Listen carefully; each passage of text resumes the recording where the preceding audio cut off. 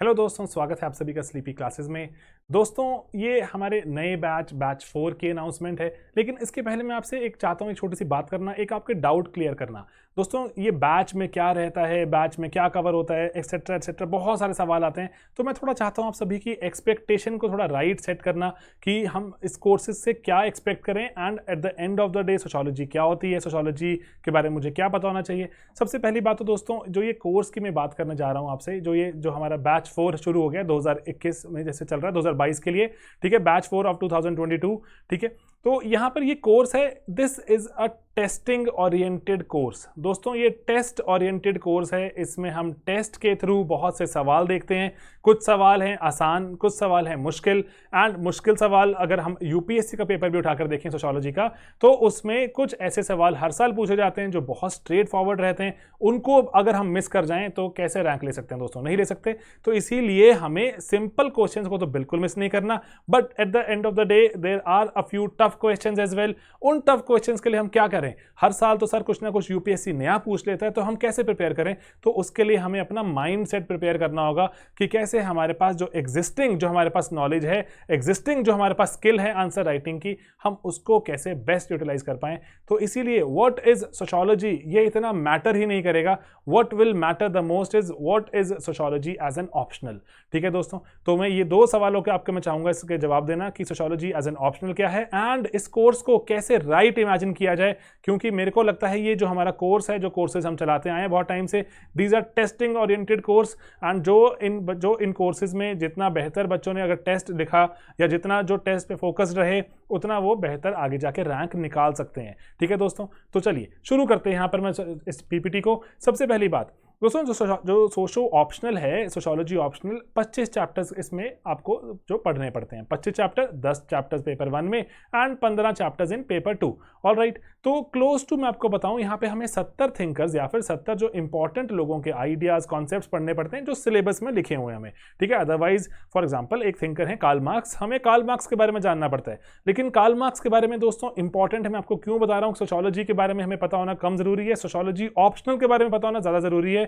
Karl Marx ने जिंदगी में इतना कुछ कहा, हम उसके बारे में शायद ना कभी पढ़ पाए। हमें क्या पढ़ना है? कार्ल मार्क्स का जो यूपीएससी हमसे डिमांड करता है। Getting it? सोशियोलॉजी नहीं, सोशियोलॉजी ऑप्शनल। हमेशा दिमाग में रखिए कि एंड ओरिएंटेड, यहां पर हमें रैंक ओरिएंटेड काम करना जरूरी है, कि सोशियोलॉजी ऑप्शनल में ये रिक्वायर्ड है। ऑलराइट, तो यहां पर कुछ 20 के आसपास इंपॉर्टेंट जो थिंकर्स रहते हैं, ठीक है, 20 के आसपास भी नहीं, थोड़ा सा कम ही है, चलिए मान लीजिए 20 हैं, एंड उनको जो सपोर्ट करते हुए, उनके बारे में और एक्स्ट्रा एक्सटेंसिव पढ़ते हुए हम 50 के आसपास और सपोर्टिव थिंकर्स का नाम भी नोटिस करते हैं। 70 के आसपास थिंकर्स रहते हैं, आइडियाज हैं, उनके कॉन्सेप्ट्स हैं, यूपीएससी सिलेबस के हिसाब से हम वो चलेंगे। ओके, देन अगर मैं अपने नोट्स की बात करूं आज, तो ये ट्रांसलेट हो जाता है अप्रॉक्सीमेटली 700 पेजेस ऑफ नोट्स। 700 ज्यादा लग सकते हैं, लेकिन दोस्तों 700 ज्यादा नहीं है। ऑलरेडी जो इतनी जो बुक्स हैं, डिफाइंड बुक्स हैं, 100 सवा 100 पेज का एक चैप्टर रहता है, उसको कन्फाइन करके कोशिश की हमने कि 20 22 25 पेज पे लेकर आए। लेक्चर्स के थ्रू कोशिश किया कि आपको बेस्ट कम्युनिकेट किया जाए। आइडिया इज स्टूडेंट को थोड़ा दिमाग में रख के काम करना जरूरी है, क्योंकि स्टूडेंट ने जीएस की तैयारी भी करनी है, करंट अफेयर्स भी पढ़ना है। तो जब आप सोशियोलॉजी पढ़ना शुरू कर देते हैं, एक्सटेंसिव हो जाती है कहानी, तो जीएस एंड आपका current affairs might take a back seat. तो इसलिए मैं चाह रहा हूं कि सब चीजें बैलेंस करके चलें, एंड एक इकलौती हमारे पास चीज है विच इज सोशियोलॉजी ऑप्शनल, जिसमें हम थोड़ा कन्फाइन कर सकते हैं। ये 700 पेजेस हैं। मेरी expectation eight the end of the course आपसे क्या रहेगी, before you go and you right your exam, आपने इन 700 पेजेस को क्या 150 पेजेस में समराइज किया? अगर नहीं कर पा रहे हैं तो बहुत चिंता हो जाएगी आपको मेंस में जाते हुए, कि आपको कॉन्सेप्ट्स याद नहीं आ रहे होंगे, आपको रिकॉल नहीं हो पाएगा, आप जो ढंग से इसको रिवाइज नहीं कर पाएंगे। ठीक है, क्योंकि एक्सटेंसिवली तो बुक्स में हमारे पास गिवन है ही, बुक्स भी आपको पढ़ने के लिए कही जाती हैं, लेकिन आप क्या इनको कन्फाइन कर पा रहे हैं? क्योंकि हमें टेस्ट जो लिखने हैं, टेस्ट में हम कितना चीजों को रिप्रोड्यूस कर पाते हैं, इंपॉर्टेंट है। एंड देन अप्रॉक्सीमेटली 500 घंटों का एफर्ट है। कुछ आपको 1 घंटा 45 मिनट्स, जैसे 40-45 मिनट या 60 मिनट ही लगा लीजिए, 1 घंटे के आसपास आपको टेंटेटिवली ऑल्टरनेट डे पर लेक्चर देखना होता है। देन कभी आपको एक आंसर लिखना रहेगा, एंड आपको कुछ एक्स्ट्रा बुक पढ़नी रहेगी। 2 से 2.5 घंटे एक्सपेक्टेड रहता है आपकी पढ़ेंगे फॉर द नेक्स्ट 6 मंथ्स। 6 महीने मतलब कि आपके 180 डेज की बात हो रही है, एंड 2.5 से 3 घंटे मतलब आप जो क्लोज टू 450 से 550 आवर्स के बीच की बात हो रही है, 540 आवर्स के आसपास। इतना तो आपको पढ़ना पड़ेगा। 180 days approximately and close to 3 hours, 500 घंटों के आसपास का आपका एफर्ट है, करना पड़ेगा। ठीक है दोस्तों, क्योंकि ये रैंक निकालना है, तो इतना नंबर ऑफ एफर्ट से we can always give a very good attempt. ठीक है, तो ये थोड़ा माइंडसेट अपना अकॉर्डिंगली लेकर चलिए। देन नेक्स्ट यहाँ पर आपको मैं चाहता हूँ बताना कि इंपॉर्टेंट चीज़ क्या है कि हमने टेस्ट लिखने हैं, हर हफ्ते हमारे पास टेस्ट होगा। देन हम टेस्ट करेंगे, जैसे पहले हफ्ते हमारा पेपर वन शुरू करेंगे जैसे हम, तो सबसे पहले ही हफ्ते हमारा जो टेस्ट है वो टेस्ट आपको सबमिट नहीं करना होता, that is for your self evaluation, क्योंकि हम उसमें शुरू किया होता है अभी हमने, तो आप उसमें कुछ आपको क्वेश्चंस मिलते हैं, आपने उनके आंसर्स लिखने हैं एंड उसका कंटेंट कैसे करेंगे मैं आपको बताऊंगा आगे। टेस्ट के जैसे इमेजिन कीजिए इस कोर्स को कि हमें टेस्ट लिखने हैं, टेस्ट लिखने की तैयारी करनी है दोस्तों, क्योंकि बहुत इंपॉर्टेंट है यहाँ बात जो दिमाग में पक्का होनी चाहिए हमेशा हर एक कैंडिडेट के, कि जब आप यूपीएससी में आपने जब एक बार सोच लिया कि आपने जाना है, रैंक निकालना है, कुछ करना है, तो क्या तरीका है यूपीएससी के पास। यूपीएससी आपसे अगर कैसे जज करेगा कि ये इंसान को मैं सिलेक्ट करूं कि इसको सिलेक्ट करूं, कैसे पता लगेगा। यूपीएससी के पास सिर्फ एक ही तरीका है दोस्तों, that is to ask you questions. UPSC आपसे वो क्वेश्चंस कहां पूछता है, मेंस में। प्री हम क्वालिफाई करते हैं, प्री क्वालिफाई करने के बाद हम अपने मेंस की तरफ बढ़ते हैं। मेंस में आपसे ऑप्शनल की बात शुरू हो जाएगी एंड उस ऑप्शनल में आपको यूपीएससी को सवाल पूछेगा एंड कितना बढ़िया उसके आंसर लिख पा रहे हैं, कितना नहीं लिख पा रहे, that is the only way UPSC can जज कि हमने तैयारी अच्छी की है या नहीं की है। Getting it. तो अच्छी तैयारी, अच्छे आंसर्स के लिए if it is all about writing answers, तो उसमें सबसे जरूरी है रिटेंशन अच्छी हो। रिटेंशन अच्छी कब होगी, जब हमारा कंटेंट कन्फाइंड होगा। दोस्तों मैं आपको बिल्कुल एग्जाम ओरिएंटेड तरीके से चाहता हूं आपके माइंडसेट को बिल्कुल यहां पे सेट करना। अगर हमारे एग्जिस्टिंग किसी बैच के स्टूडेंट हैं आप, या फिर अभी आगे फर्दर बैचेस ज्वाइन करने वाले हैं, तो इंपॉर्टेंट है प्लीज इस बात को दिमाग में रखिए, it has to be retention oriented. अगर हम रिटेन नहीं कर पा रहे हैं तो it is as good as not studying it. UPSC को थोड़ी ना पता कि हमने उस दिन बैठ के इतनी पढ़ाई की थी, अगर हम यूपीएससी में जाके रिटेन करके हम उनको बता ही नहीं पा रहे। Getting it. Retention is very important. And then improvisation. Improvisation मतलब There will always be questions जो कि स्ट्रेट फॉरवर्ड के बियॉन्ड होंगे एंड जो आपको कुछ एग्जिस्टिंग, जो कुछ करंट अफेयर्स के बारे में पूछते होंगे, आपको बहुत कम नॉलेज होगी या शायद नॉलेज हो ही ना। ठीक है, इम्प्रोवाइज कैसे करें, क्या हम बेस्ट जज कर सकते हैं दोस्तों। एक दो क्वेश्चंस कई बार ऐसे होते हैं एग्जाम में, आपको छोड़ने पड़ते हैं, आपने फर्स्ट टाइम सुने होते हैं and they just do not make much sense to your brain, तो आपको छोड़ने पड़ते हैं। लेकिन क्या, जैसे हम उनको उन क्वेश्चंस के बियॉन्ड, देखो दोस्तों पेपर वन में there are 19 questions to be attempted. ठीक है, अगर आप पूरा काउंट करें 19 करने होते हैं अटेम्प्ट, पेपर टू में भी 19 करने हैं। ठीक है, 19 एंड 19 आर 38 क्वेश्चंस। 38 में से even if there are 3 questions, 4 questions जो कि हमें बहुत ज्यादा नहीं आता, शायद छोड़ने पड़े, देर आर स्टिल 34-35 क्वेश्चंस जिनमें हम बहुत बढ़िया अटेम्प्ट कर सकते हैं। उन 34-35 क्वेश्चंस में से अगर हम बात करें 34-35 क्वेश्चंस में से there will be 20 to 25 questions जो काफ़ी स्ट्रेट फॉरवर्ड होंगे, हम आंसर कर सकते हैं, तो उनको मिस नहीं करना। लेकिन जब आप तैयारी करते हो दोस्तों, आपके पास एक ट्रैप फंसता है, आपके पास बहुत एक दिक्कत भरी चीज़ आती है। जब आप तैयारी कर रहे होते हैं, आपको लगता है नहीं, जो सबसे मुश्किल सवाल है मुझे वो आना चाहिए, चाहे वो प्री हो चाहे वो मेन्स हो, आपको हमेशा सबसे मुश्किल सवाल ही असली सवाल के जैसे नजर आता है, बाकी लगता है हाँ ये तो मैं कर ही लूंगा, ये तो मैं देख ही लूंगा।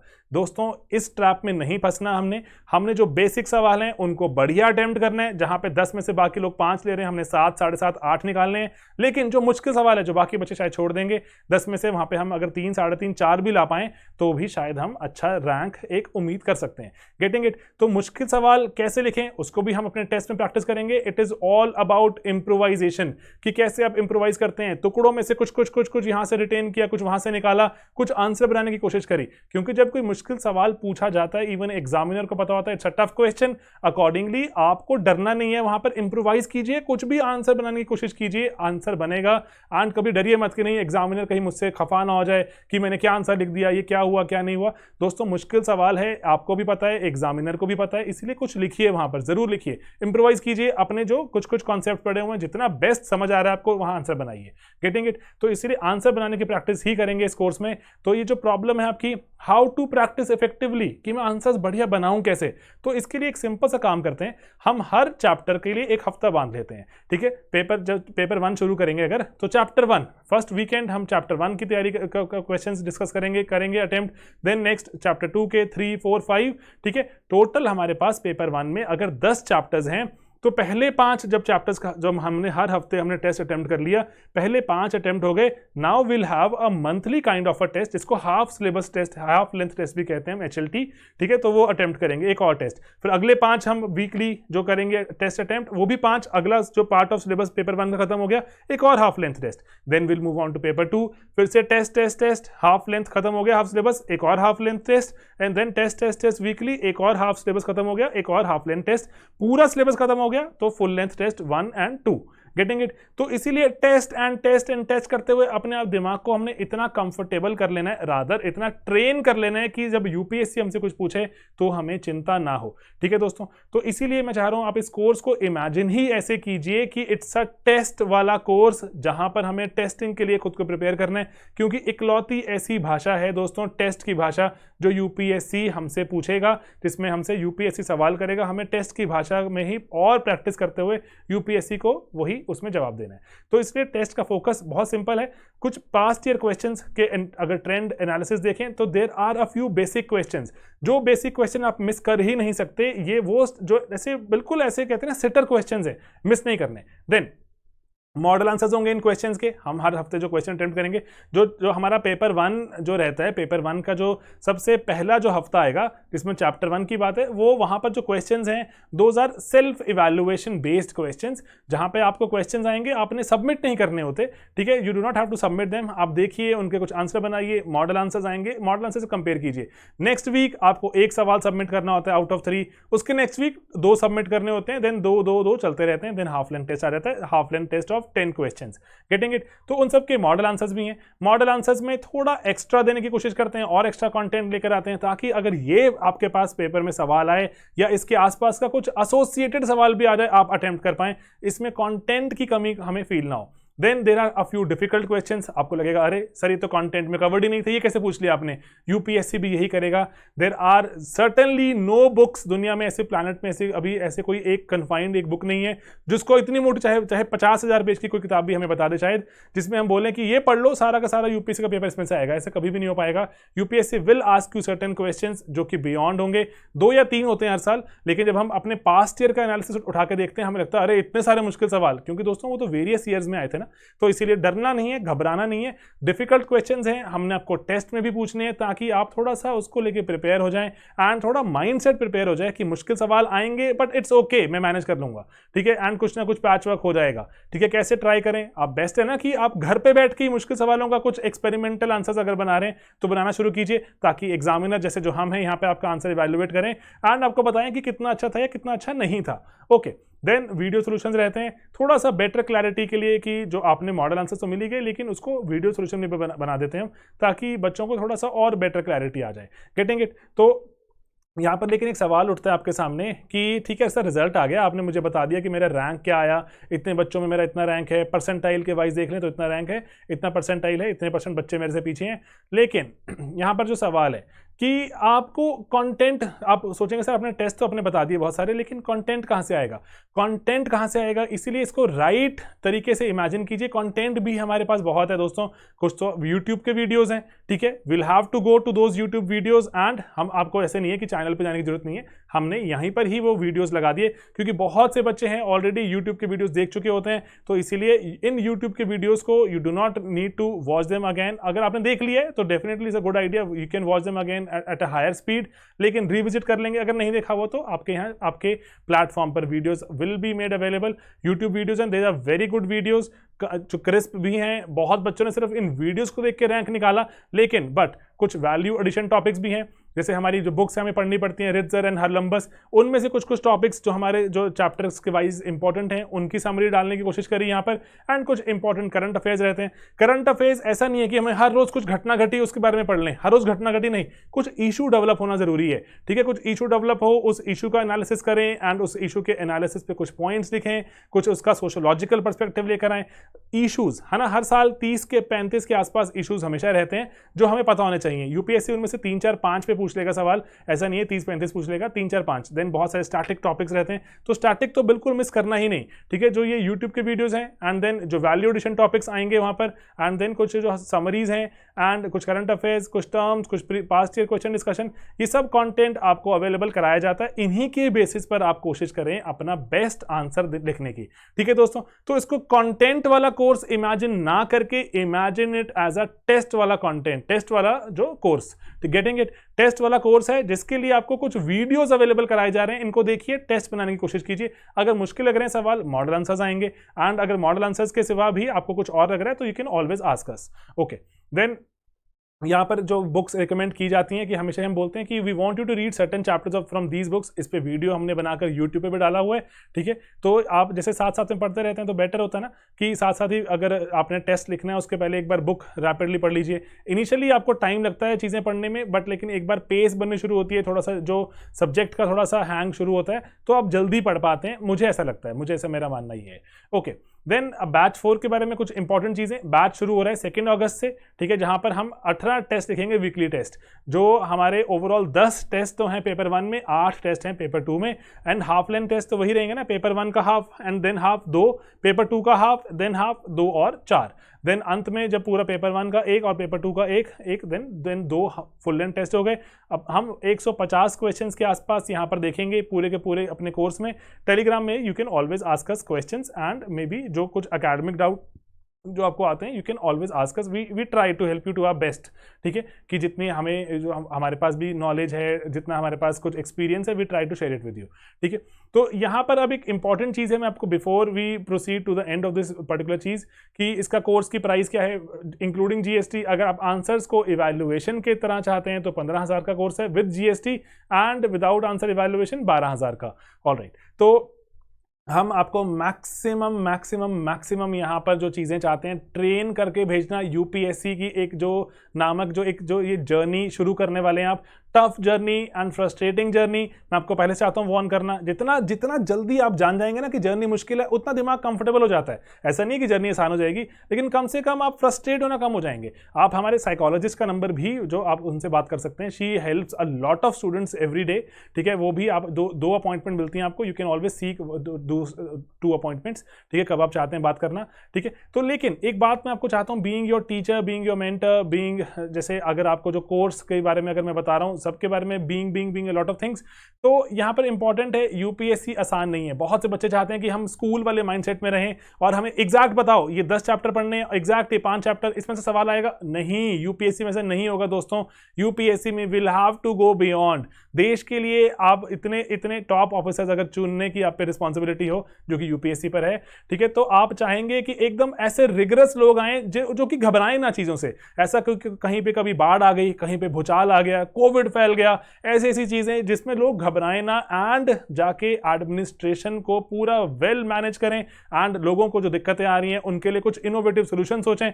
तो इसीलिए इंप्रोवाइजेशन अगर आप आज से ही सीख जाएंगे इंप्रोवाइज करना, तो ही आगे जाके कामयाब ऑफिसर बनेंगे। अदरवाइज बहुत ज्यादा दिक्कत हो सकती है दोस्तों। बहुत ही एक ऐसा प्रोसेस है, मैं आपको चाहता हूं यहाँ पे पूरा इस प्रोसेस के बारे में एकदम से ही पहले ही डे 1 से आपको ऐसे एक माइंडसेट में लेकर चलना, जहां पे आपको पता हो कि इट्स अ ग्रूलिंग प्रोसेस। अगर आपको लग रहा होगा कि यस कि नहीं डे 1 में ही आप मुझे बताइए बस, अच्छा आप मुझे 700 के बजाय 7000 पेज बोल दीजिए मैं पढ़ लूंगा, ऐसा नहीं होगा। 7000 पढ़ने के बावजूद भी देयर विल बी क्वेश्चंस जो कि आपको लगेगा अरे नोट्स में तो है ही नहीं, मैंने बुक पढ़ ली 7000 पेज की, वहां भी नहीं आए, तो कहां से आ गई है। तो हमें इंप्रोवाइज करना होगा, and then there will be students जो कि बिल्कुल ऐसे अगर उस जितने कंटेंट उन्होंने पढ़ा था उसको बेटर रिकॉल कर सकते हैं, रिटेन कर सकते हैं, इंप्रोवाइज कर सकते हैं अगर आप उस सिचुएशन में हैं तो। लेकिन आपका यहाँ पे एक सवाल भी हो सकता है कि सर इंप्रोवाइज करना कैसे सीखें। अगेन आई रिपीट, इंप्रोवाइज करने का सीखने का सिर्फ एक तरीका है, that is to start writing answers लिखेंगे, कुछ आसान होंगे कुछ मुश्किल होंगे, मुश्किल वालों में ऑटोमेटिकली दिमाग सीखेगा इंप्रोवाइज करना।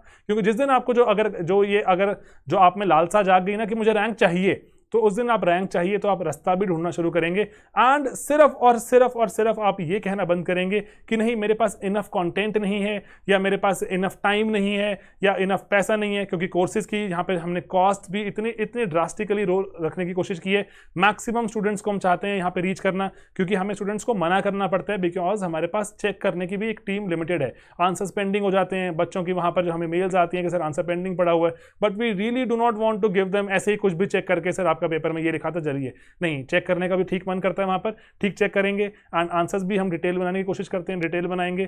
कंटेंट को भी हम चाह रहे हैं कि हम बहुत ज्यादा ना फैलाएं, क्योंकि बहुत ज्यादा अगर फैला देंगे रिटेन कैसे होगा, ठीक है। तो इसलिए सब बैलेंसेस स्ट्राइक करते हुए छोटी सी टीम को बोलते हैं लेस इज मोर, हम उसमें काम करने की कोशिश कर रहे हैं कि कंटेंट की क्वालिटी बनी रहती है, at the same time course की क्वालिटी बनी रहती है उस चीज पर। ठीक है, घबराएं नहीं, शर्माएं नहीं। एंड जो बहुत बार ऐसा होता है, जो फर्स्ट अटेम्प्ट देने वाले होते हैं उनको लगता है कि ये तो बहुत ही मुश्किल है, इतना मुश्किल पढ़ना था तो मुझे पहले बताना चाहिए था। दोस्तों देश चलाना उससे अनगिनत गुना ज़्यादा मुश्किल है, तो अभी घबराएंगे तो बाद में तो बहुत दिक्कत हो सकती है। ठीक है दोस्तों, इसलिए घबराएं नहीं। देश के टॉप जॉब के लिए सीख कर रहे हैं तो प्लीज़ तपस्या करने के लिए पहले शुरू हो जाइए, माइंडसेट को सही कीजिए। ठीक है दोस्तों, तो बस जाते जाते आपको वही कहना चाहूँगा, लैपटॉप्स निकालिए, मोबाइल फ़ोन में ऐप डाउनलोड कीजिए एंड जो अपने टाइम और जो कंटेंट है उसका बेस्ट यूज़ कीजिए। हार्डवर्क चाहिए दोस्तों इस पर्टिकुलर चीज़ के लिए, और ये देखिए एंड हार्डवर्क चाहिए। कंटेंट है दुनिया में, यूपीएससी इज़ अ वास्ट जो अपना एक ऐसा एग्जाम जो कि वास्ट नॉलेज चेक करता है, वास्ट नॉलेज कैप्चर करेंगे, वास्ट नॉलेज को रिटेन करने की कोशिश करेंगे। उसके बावजूद देयर विल बी क्वेश्चन जो हमें नहीं आते होंगे, उनको अटेम्प्ट करने की कोशिश करेंगे। यही आपको असली जो ऑफिसर बनने की तरफ ले जाएगा। ऑलराइट दोस्तों, तो चलिए हमारी जैसे वेबसाइट एटसेट्रा, कॉल नंबर जो भी है, वहाँ पर आप जाके और भी चीज़ों के बारे में पूछ सकते हैं कि बैच शुरू में आपको बता दी 2 अगस्त से हो रहा है एंड जो शेड्यूल वेबसाइट पर लगा हुआ है। पढ़ते हैं, मेहनत करते हैं एंड घबराते नहीं। बहुत टाइम से हम भी काम कर रहे हैं, आप भी काम कर रहे हैं, और भी चाहते हैं कि हम जो बेहतर काम करके और बच्चों को रैंक दिलाएं ताकि और दूर दूर तक थोड़ा नाम फैले। ठीक है दोस्तों, चलिए मिलेंगे अपने अगले वीडियो में बहुत ही जल्द। बाय बाय दोस्तों, टेक केयर।